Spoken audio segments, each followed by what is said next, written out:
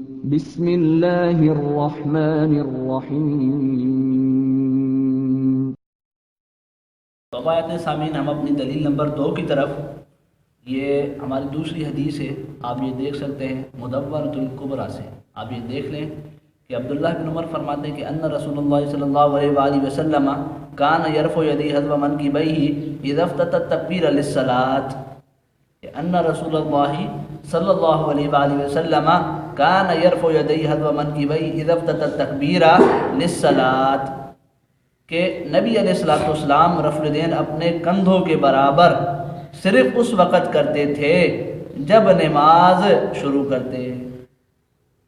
دوبارہ سن لیں کہ نبی علیہ الصلوۃ والسلام رفع الیدین اپنے کندھوں کے برابر صرف اس وقت کرتے تھے، صرف اس وقت کرتے تھے جب نماز شروع کرتے تھے۔ اب یہ دیکھ لیں مدونۃ الکبریٰ ہے آپ کے سامنے، اور عبداللہ بن عمر فرماتے ہیں نبی علیہ الصلوۃ والسلام کے متعلق کہ نبی علیہ الصلوۃ والسلام رفع الیدین صرف اس وقت کرتے جب نماز کو شروع کرتے۔ اور ہم بھی احناف، دیوبند، تبلیغی حضرات رفع الیدین کب کرتے ہیں؟ جب نماز کو شروع کرتے ہیں، صرف اس وقت کرتے ہیں۔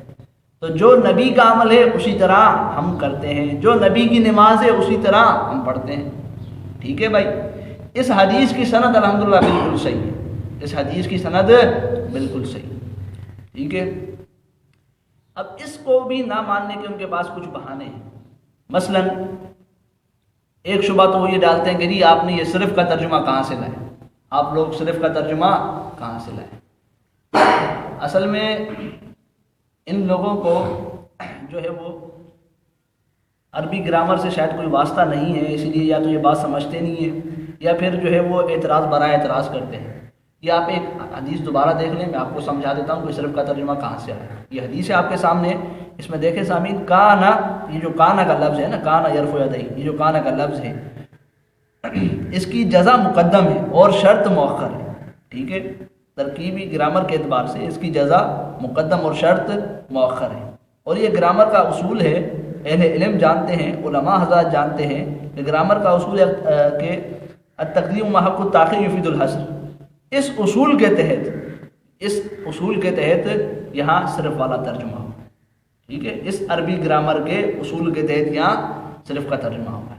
اگر پھر بھی کسی کو اعتراض ہے تو آپ اس سے ایک سوال پوچھ لیجیے کہ بھائی آپ مجھے یہ بتاؤ کہ عربی میں صرف کے لیے کون سا لفظ آتا ہے، عربی میں صرف کے لیے کون سا لفظ آتا ہے، آپ صرف اس سے یہ پوچھ لیجئے، انشاءاللہ اس کی علمی حیثیت آپ کے سامنے ظاہر ہو جائے گی۔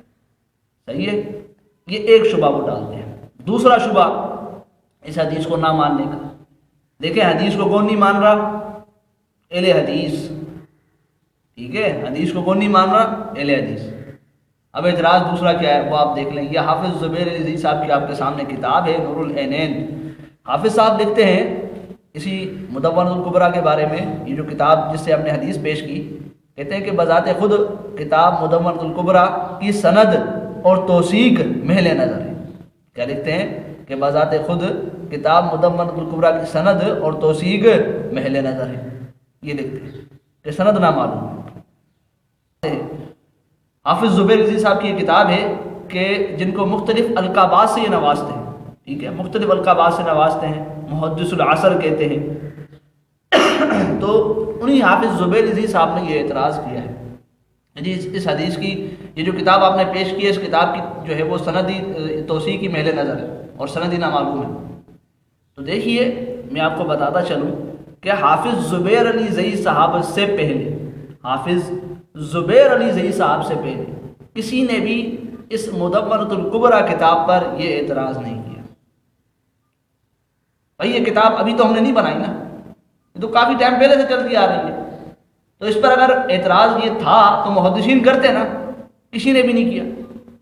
لیکن کون کر رہا ہے؟ حافظ زبیر زئی صاحب، اہل حدیث عالم۔ کیوں؟ کیونکہ ان کے خلاف حدیث آ رہی ہے اور کوئی وجہ نہیں ہے۔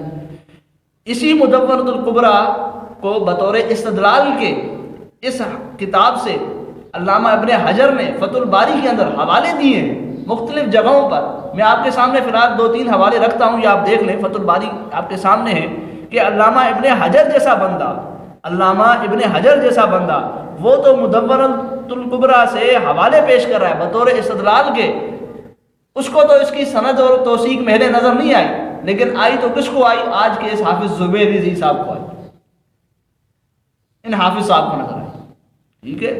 تو یہ کوئی اتنا بڑا وزنی اعتراض نہیں ہے ان کا، یہ انہوں نے ہی کیا، ان سے پہلے کسی محدث نے نہیں کیا، بلکہ محدثین نے تو اس کتاب سے بطور استدلال باتیں پیش کی، ٹھیک ہے نا، روایات پیش کی، احادیث پیش کی، تو یہ اعتراض بھی کوئی وزن نہیں رکھتا۔